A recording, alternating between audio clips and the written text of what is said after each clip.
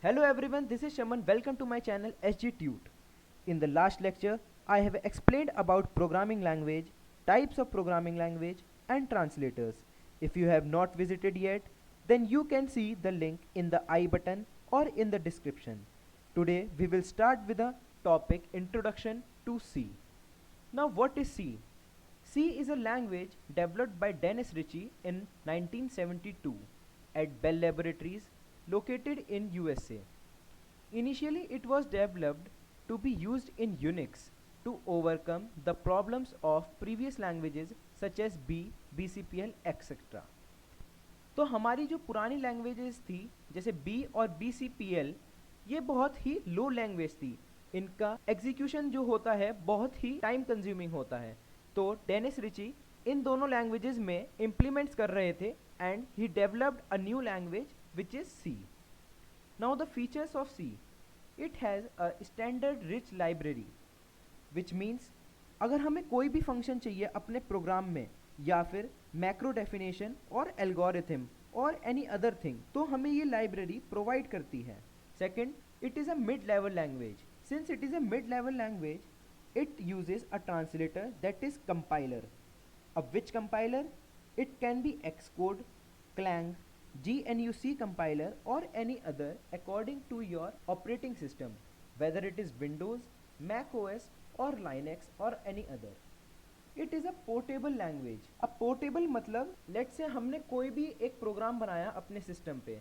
अब हम इस प्रोग्राम को किसी दूसरे सिस्टम पे भी रन कर सकते हैं जिसमें कि C हमारी इंस्टॉल्ड होगी.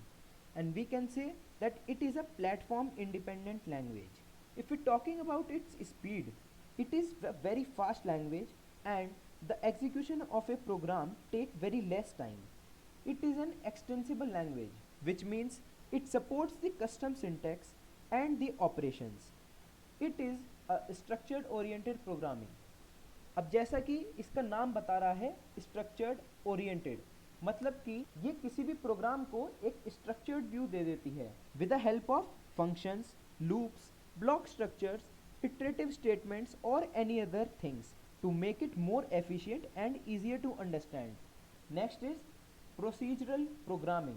अब इसका मतलब कि कोई भी अगर हमें प्रोग्राम दिया है it divides the whole program into different procedures जो कि स्टेप बाय स्टेप एग्जीक्यूट होते हैं and we get the desired output. Let's see some uses of this C language. It is used in system programming. It makes compiler and assemblers.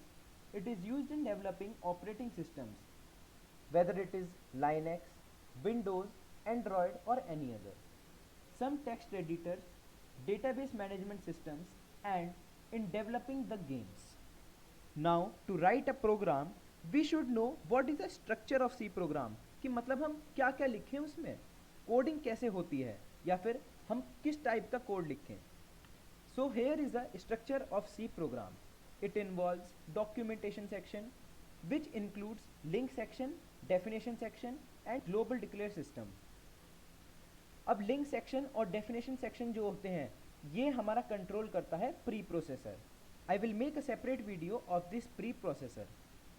ये जो link section है हम इसमें अपनी कोई भी फाइल इंक्लूड करवा सकते हैं. इन डेफिनेशन सेक्शन हम कोई भी एक वेरिएबल को एक कांस्टेंट वैल्यू डिफाइन कर सकते हैं. अब ये ग्लोबल डिक्लेरेशन सिस्टम क्या है? ये वो एरिया है जहाँ पे हम कोई भी वेरिएबल को एक वैल्यू असाइन कर देंगे और ये वैल्यू पूरे प्रोग्राम में कांस्टेंट रहेगी. हम इसे अब चाहे मेन फंक्शन 1 में यूज़ करें चाहे यूज़र डिफाइंड फंक्शंस में यूज़ करें, ये एक ग्लोबल डिक्लेयर्ड हो गई तो ये पूरे प्रोग्राम में हमारी कांस्टेंट रहेगी. Second is the main function section. अब ये मेन फंक्शन वो मेन पार्ट है जहाँ पे हम वेरिएबल्स डिक्लेयर करते हैं और जो भी हमें एग्जीक्यूट करवाना है मतलब कि जो भी हमें डिस्प्ले करवाना है उसे हम यहाँ पे कोड में के फॉर्म में लिखते हैं. Now the user defined function section. This is the area where the user can write its own functions. So this all is a structure of C programming. Now we must know how a program is compiled. So compilation of C. Compilation of C programming can be broke down into 4 separate stages: pre-processing, compiling, assembler and linking. अब इन सब का क्या काम है? we will learn with the help of a block diagram.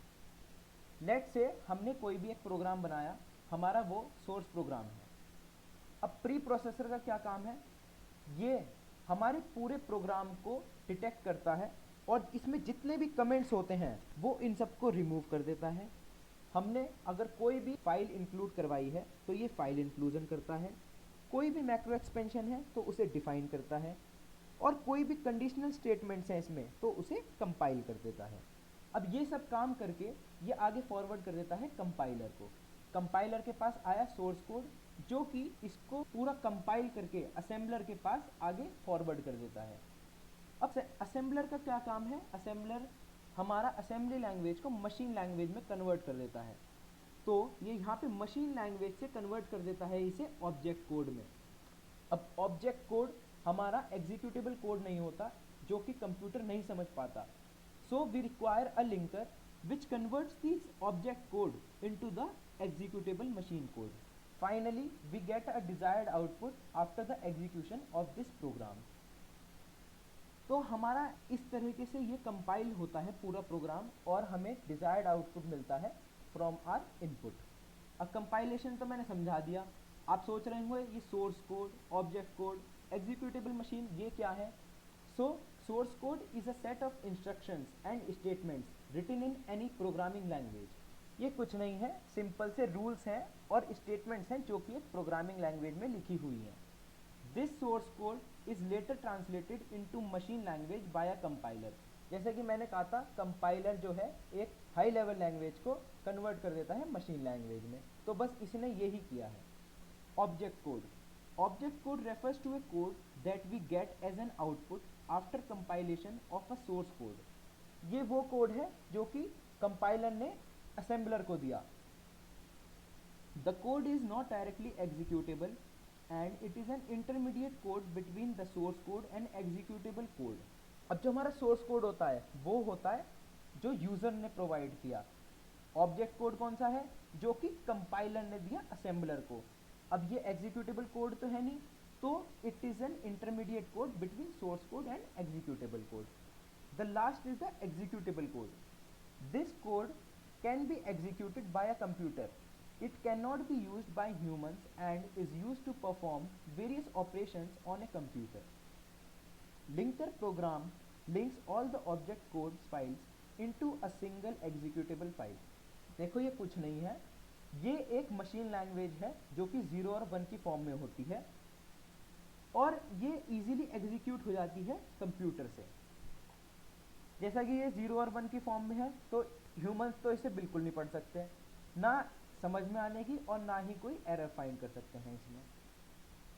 और ये जो executable code आया ये सेंड किया लिंकर ने। सो फाइनली यूजर ने सोर्स कोड में एक प्रोग्राम लिखा जिसे कंपाइलर ने उसे कन्वर्ट किया ऑब्जेक्ट कोड में। अब ऑब्जेक्ट कोड गया लिंकर के पास, लिंकर ने उसे आगे कन्वर्ट करा एग्जीक्यूटेबल कोड में। फाइनली हमें एक डिजायर्ड आउटपुट मिल गया after the execution of our program. So today we have covered history of C, its features and uses, structure of a C program and how a C code is compiled. In my next lecture, I will come up with components of C which will help you in learning about data types, variables, keywords and much more. If you like my video, press the like button, share it with your friends, and if you are new to my channel, please do subscribe for the upcoming lectures. Thank you, have a good day and don't forget to hit the bell icon.